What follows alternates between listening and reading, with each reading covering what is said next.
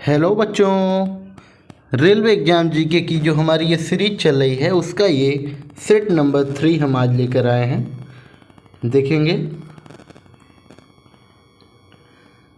First question है, निम्न में से किस रक्त समूह वाले लोगों को सार्वभौमिक प्राप्तकर्ता माना जाता है? तो आप लोग बताइए, सार्वभौमिक प्राप्तकर्ता इसका मतलब क्या हुआ? Universal donor, universal donor, universal receiver. Universal receiver किसको कहते हैं आपको पता है? एबी को। एबी को यूनिवर्सल रिसीवर कहते हैं। चाहे सार्वभौमिक प्राप्तकर्ता या सर्वग्राही, कई बातें बोलते हैं इसको। एबी को क्या बोलते हैं? सर्वग्राही, यूनिवर्सल रिसीवर या सार्वभौमिक प्राप्तकर्ता। आइए डिटेल देख लेते हैं हम लोग जरा सा। रक्त समूह के बारे में सर्वप्रथम लैंड स्टेनर ने बताया था। एबी को सर्वग्राही कहते हैं और ओ को सर्वदाता। सर्वदाता इंग्लिश में कभी कभी लिखा रहता है यूनिवर्सल डोनर। आप देखेंगे यूनिवर्सल डोनर हिंदी में ही उसी इंग्लिश का उच्चारण करके लिख दिया जाता है यूनिवर्सल डोनर, जो कि इंग्लिश में कहते हैं। आपको पता होना चाहिए। चलिए आगे बढ़ते हैं हम लोग। सेकंड क्वेश्चन है, रॉबर्ट हुक ने किसकी खोज की? तो रॉबर्ट हुक ने कोशिका की खोज की। आइए डिटेल देखते हैं। रॉबर्ट हुक ने कोशिका की खोज की थी। जेन्सन तथा हांस कोशिका के संबंध में पहला विवरण दिए थे। जेन्सन और हांस ये दोनों ने कोशिका के बारे में पहला विवरण दिए थे। स्लाइडेन और स्वान ये कोशिका सिद्धांत का प्रतिपादन किए थे। पुरकिंजे थे, इन्होंने कोशिका के घटकों को प्रोटोप्लाज्म का नाम दिया था। चलिए आइए आगे क्वेश्चन देखते हैं। ये प्रैक्टिस सेट वाला का चैनल है, आप लोग इसको देखते रहिए और लगातार हम करीब 100 सीरीज लाएंगे रेलवे के प्रैक्टिस सेट की। जो भी 23 और 24 में एग्ज़ाम होने वाले हैं या जो भी भर्तियां आएंगी, जो भी एग्ज़ाम होगा, इससे आप प्रैक्टिस करेंगे तो मैक्सिमम क्वेश्चन आपको यहीं से देखने को मिलेंगे। ठीक है। थर्ड क्वेश्चन देखेंगे। थुम्बा की उपस्थिति के कारण रॉकेट लॉन्च के लिए आदर्श स्थल के रूप में चुना गया था। थुम्बा से रॉकेट लॉन्च होता है, आपको पता होना चाहिए। क्यों ऐसा होता है, किस चीज़ की उपस्थिति के कारण? डिटेल देख लेते हैं। थुम्बा को इक्वेटोरियल इलेक्ट्रोजेट्स की उपस्थिति के कारण। थुम्बा में इक्वेटोरियल इलेक्ट्रोजेट्स है, इसीलिए ये क्वेश्चन एग्जाम में पूछे गए हैं। आइए डिटेल देख लेते हैं। अच्छा, ये थुम्बा है कहाँ? थुम्बा स्टेशन है जहाँ से मिसाइल लॉन्च होती है। ये केरल में है, तिरुवनंतपुरम, केरल की राजधानी तिरुवनंतपुरम में है। Thumba equatorial rocket launching station की स्थापना कब हुई थी? 1962 में। बहुत इंपॉर्टेंट है, डायरेक्ट आपसे पूछ लेगा थुम्बा लॉन्चिंग स्टेशन कहाँ है, तो केरला में। कहाँ? तिरुवनंतपुरम में। फिर भारतीय अंतरिक्ष अनुसंधान संस्थान, जान ही रहे हो, इसरो की स्थापना पूछा जाता है कई बार। 15 अगस्त 1969 को हुई। चलिए आगे बढ़ते हैं। नेत्र लेंस की अत्यधिक वक्रता का कारण बन सकता है, आप बताइए। आप देखिए, निकट दृष्टि दोष, दूर दृष्टि दोष से क्वेश्चन अक्सर पूछे जाते हैं, तो जरा डिटेल देख लेते हैं। अब देखिए डिटेल देखिए। नेत्र लेंस की अत्यधिक वक्रता निकट दृष्टि दोष का कारण बनती है। अगर नेत्र लेंस की अत्यधिक वक्रता त्रिज्या बढ़ गई है, वक्रता त्रिज्या लेंस में आप पढ़े होंगे वक्रता त्रिज्या वगैरह क्या होता है, तो अगर आपके नेत्र लेंस की वक्रता त्रिज्या बढ़ गई है तो आपका क्या? निकट दृष्टि दोष हुआ है। इसका मतलब क्या है? निकट दृष्टि दोष, निकट दृष्टि दोष। ठीक है। अब निकट दृष्टि दोष में होता क्या है? निकट दृष्टि दोष में निकट की वस्तु स्पष्ट दिखाई देती है परंतु दूर की नहीं। इसमें थोड़ा बच्चे कंफ्यूज होते हैं, ध्यान देना। निकट दृष्टि दोष हुआ है, फिर भी आपको निकट की वस्तु दिखाई देती है लेकिन दूर की नहीं। निकट दृष्टि दोष को दूर कैसे करते हैं? निकट दृष्टि दोष को लेंस की वक्रता त्रिज्या या फोकस दूरी, निकट दृष्टि दोष जिसमें को होता है उसमें वक्रता त्रिज्या या फोकस दूरी कम हो जाती है और इसमें जो प्रतिबिंब बनता है ना, इमेज बनता है, रेटिना से पहले बनने लगता है। और निकट दृष्टि दोष के निवारण के लिए कौन सा लेंस यूज होता है? अवतल लेंस का। कौन सा लेंस? अवतल लेंस। ठीक है। और एक दीर्घ दृष्टि दोष होता है। दीर्घ दृष्टि दोष कहो चाहे दूर दृष्टि दोष, बात एक ही है। इसमें क्या होता है? लेंस की वक्रता त्रिज्या या फोकस दूरी बढ़ जाती है, इसमें देखिए कम हो जाती है निकट दृष्टि दोष में, दूर दृष्टि दोष में बढ़ जाती है, इम्पॉर्टेंट है याद रखना। और इसमें प्रतिबिंब कहाँ बनता है, रेटिना के बाद बनता है, उसमें रेटिना से पहले बनता है निकट दृष्टि दोष में। अच्छा, दूर दृष्टि दोष को दूर करने के लिए उत्तल लेंस का प्रयोग करते हैं, उसमें अवतल लेंस का प्रयोग करते हैं निकट दृष्टि दोष का। ठीक है, ये इंपॉर्टेंट है, याद रखना। 3-4 क्वेश्चन बनते हैं। पहला बात, निकट दृष्टि दोष में किस लेंस का प्रयोग करते हैं और वक्रता त्रिज्या पे क्या प्रभाव पड़ता है, ये सब आपको पता होना चाहिए। चलिए आगे बढ़ते हैं। क्वेश्चन नंबर 5वां देखेंगे। निम्नलिखित में कौन सा वेब ब्राउज़र नहीं है? आपको पता है जो हमारा गूगल है ये सर्च इंजन है, ये वेब ब्राउज़र नहीं है, बाकी सब वेब ब्राउज़र हैं। ठीक है, तो वेब ब्राउज़र देखते हैं डिटेल। गूगल वेब ब्राउज़र नहीं बल्कि एक सर्च इंजन है। वर्तमान में कुछ प्रचलित वेब ब्राउज़र हैं जैसे इंटरनेट एक्सप्लोरर है, मोजिला फायरफॉक्स है, सभी क्या है, वेब ब्राउज़र है, सभी वेब ब्राउज़र हैं। चलिए आगे बढ़ते हैं। चूने के पानी का रासायनिक सूत्र, चूने के पानी का रासायनिक सूत्र आप बताइए। CaOH का होल ट्वाइस होता है, आपको पता ही है। आगे बढ़िए, डिटेल देख लीजिए इसमें। चूने के पानी का रासायनिक सूत्र CaOH का होल ट्वाइस, इसे बुझा हुआ चूना भी कहते हैं, CaOH का होल ट्वाइस को। पित्त रस कहाँ से स्रावित होता है, आपको पता है, यकृत द्वारा। पित्त रस कहाँ पे स्रावित होता है, कहाँ से निकलता है, यकृत से। ठीक है, लेकिन ये स्टोर कहाँ होता है, पित्ताशय में। अगर ये पूछा जाए पित्त रस कहाँ स्टोर होता है, कहाँ पे इकट्ठा होता है, तो पित्ताशय में, लेकिन कहाँ से स्रावित होता है, कहाँ से बनता है, तो यकृत से। ठीक है, आगे बढ़िए, डिटेल देख लीजिए। पित्त रस यकृत द्वारा स्रावित होता है। पित्त रस करता क्या है, भोजन को सारी नहीं, क्षारीय होना चाहिए, क्षारीय बनाता है।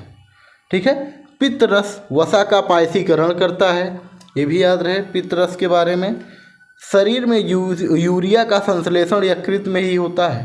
एग्जाम में बहुत बार पूछा गया, शरीर में यूरिया का संश्लेषण कहाँ होता है, आमाशय में, पित्ताशय में, तो पता है इसमें यकृत में होना चाहिए।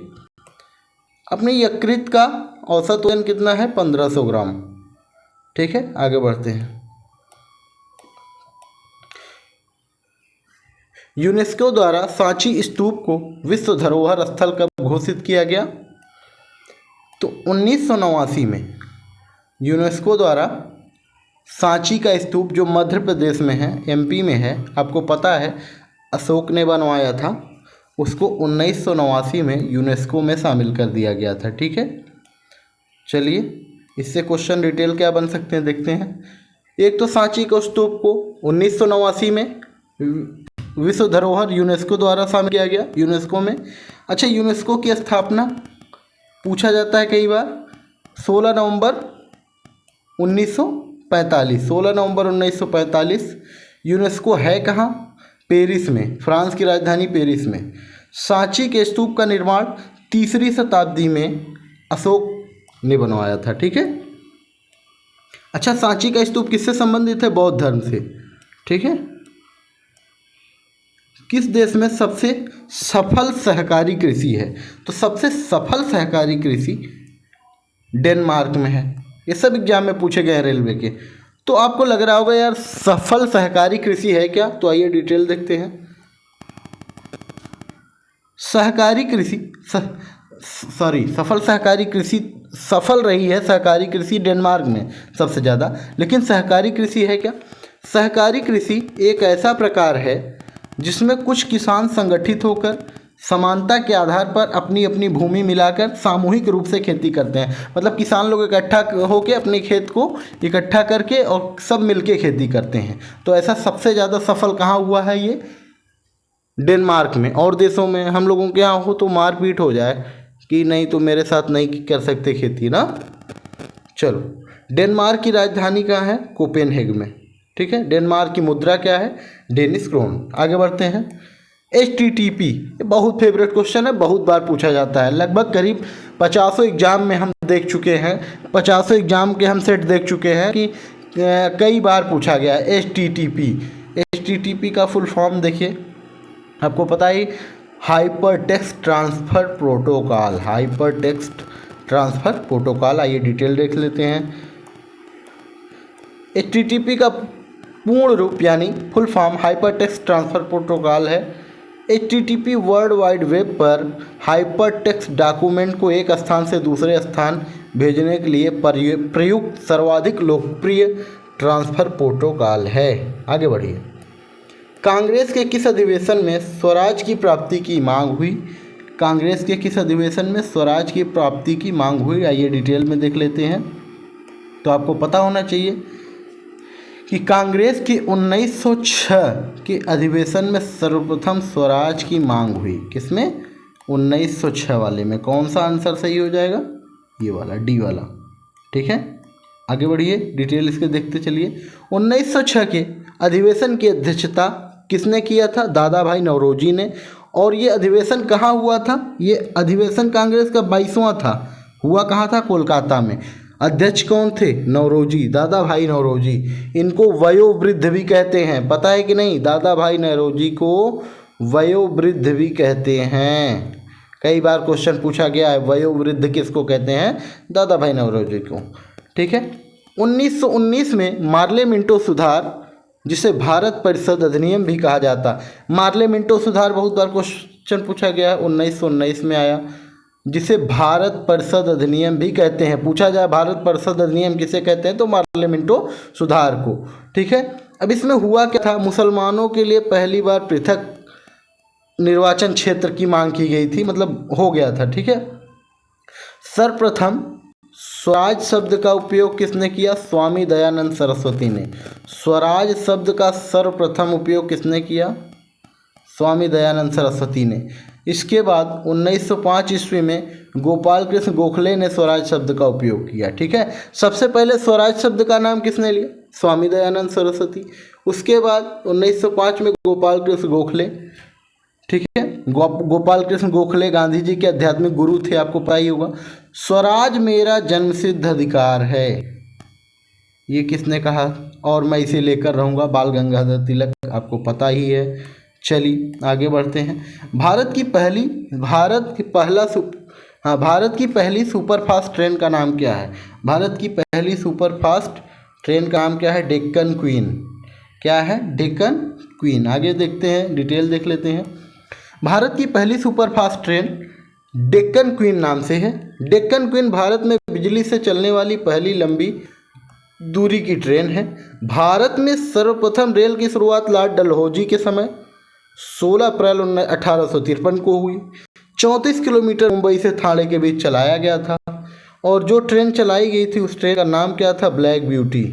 सबसे पहली ट्रेन जो चली थी वो ब्लैक ब्यूटी थी। भारतीय रेलवे बोर्ड की स्थापना पूछ लेता है कई बार, 1905 में की गई। 16 अप्रैल को रेल दिवस मनाया जाता है। ये सब इम्पोर्टेंट क्वेश्चन है रेल से संबंधित। और 10 से 16 अप्रैल रेल सप्ताह के रूप में मनाया जाता है। चलिए आगे बढ़ते हैं। अगर ज़्यादा तेज़ चल रहे हो तो कमेंट में आप लोग प्लीज़ बताइएगा।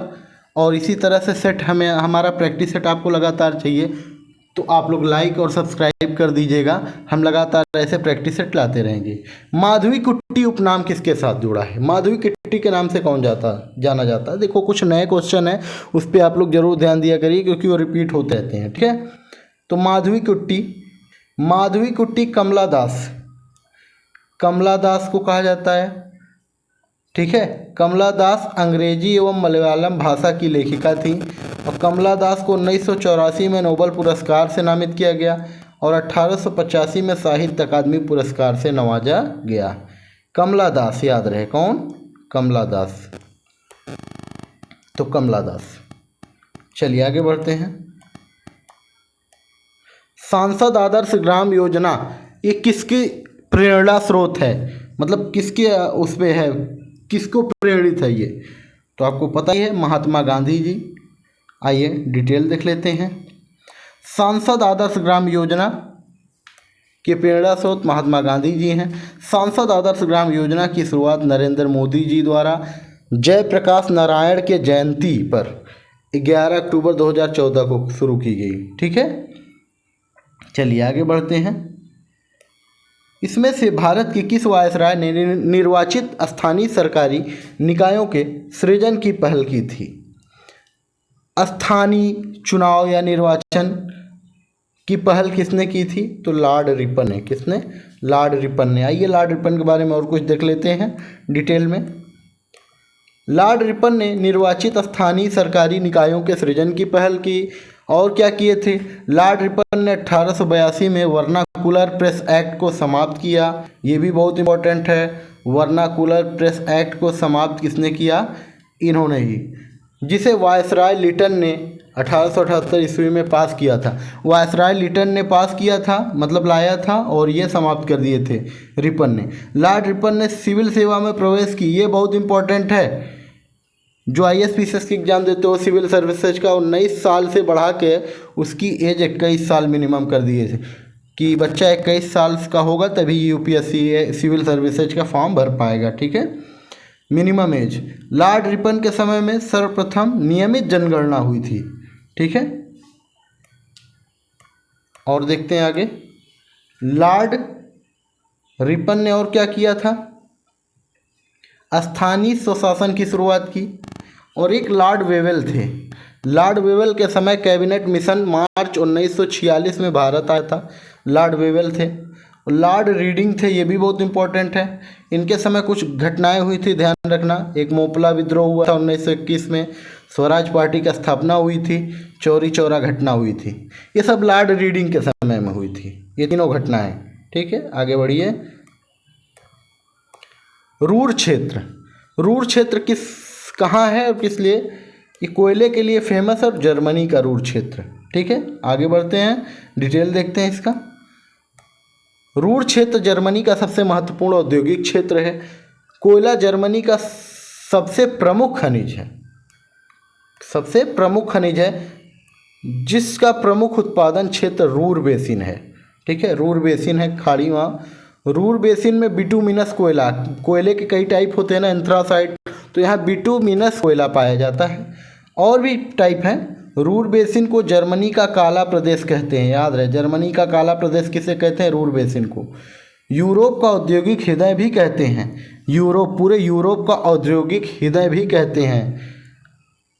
सैक्सनी में जर्मनी की लिग्नाइट कोयले, जर्मनी में एक सैक्सनी जगह है, वहाँ लिग्नाइट कोयले का भंडारण है। लिग्नाइट कोयला, कोयले का टाइप है ना, बिटुमिनस, लिग्नाइट। सार बेसिन वहाँ एक जगह है, वो भी कोयला का प्रमुख क्षेत्र है। भारत में कोयला सबसे ज़्यादा कहाँ होता है, यानी भारत का रूर क्षेत्र किसे कहते हैं? तो छोटा नागपुर पठार को, यहाँ भी खूब कोयला होता है। ठीक है, आगे बढ़ते हैं। GST से संबंधित। GST क्या है भाई? मूल्य संवर्धित कर है, आय कर है, प्रत्यक्ष कर है, अप्रत्यक्ष कर है। आपको पता होगा GST एक अप्रत्यक्ष कर है, यानी इनडायरेक्ट टैक्स। क्या है? Indirect tax. इनडायरेक्ट टैक्स है। देखते हैं डिटेल। GST एक प्रकार का अप्रत्यक्ष कर है, जिसे 1 जुलाई 2017 को लागू किया गया। GST में 3 प्रकार के टैक्स हैं। कौन कौन? CGST, SGST, IGST। CGST केंद्र सरकार द्वारा राजस्व एकत्र किया जाता है। SGST स्टेट गवर्नमेंट द्वारा। IGST इसमें अंतर राज्य बिक्री, जो राज्य के अंदर बिक्री होती है ना, उस पर केंद्र सरकार अपना टैक्स लेती है। एक राज्य से दूसरे राज्य जो सामान जाते हैं उस पर जो है लेते हैं। ठीक है, एक्साइज ड्यूटी वगैरह जैसे कहते हैं। आगे बढ़िए।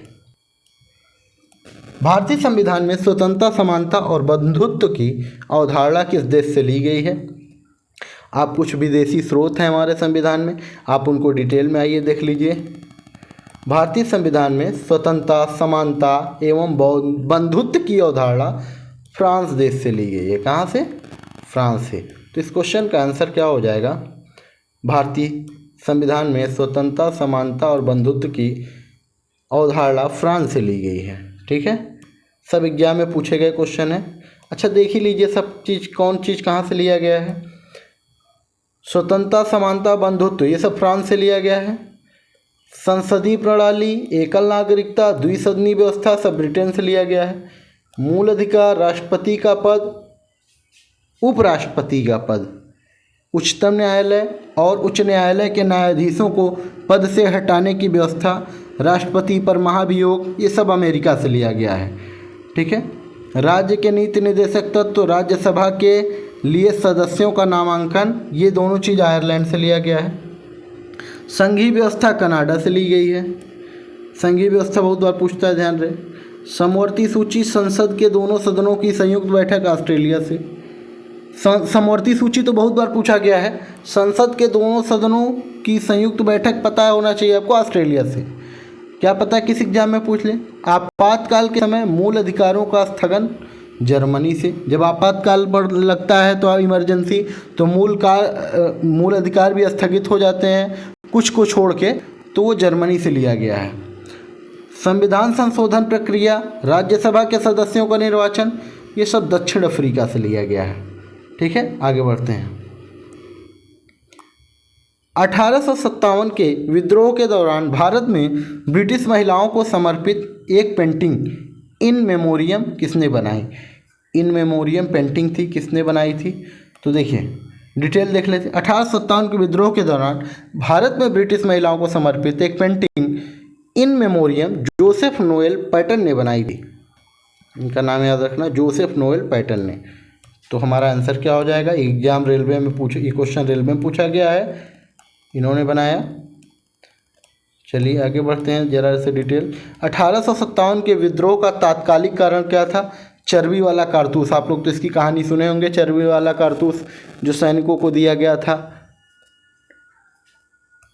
चलिए आगे देखते हैं। 1857 की क्रांति का प्रतीक क्या था? रोटी, कमल और रोटी। 1857 का मतलब जैसे किसी न किसी चीज़ का झंडा होता, वैसे प्रतीक था कमल और रोटी। ठीक है, कमल और रोटी। भारत का पहला सुपर कंप्यूटर आपको पता ही है, बहुत फेमस क्वेश्चन है, परम 8000। चलो डिटेल देख लेते हैं।